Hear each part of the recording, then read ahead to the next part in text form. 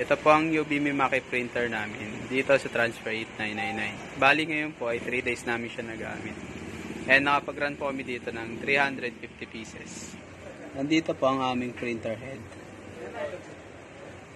Nandito naman po ang capping at ang wiper. Ganito naman po ang tamang pag-head clean. Ganito naman po ang pag-nozzle check. Ito naman po ang aming nozzle check.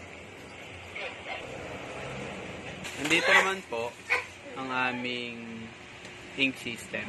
Maayos naman po. Nandito naman po ang stock namin at unused na mga inks. Nandito naman po ang aming ABR at ang aming UPS. Working naman po sila pareho. Nandito naman po ang aming daily checklist. Nandito naman po ang aming daily output. Nakapag-run po kami this week ng 350 pieces. Yun lang po. Thank you.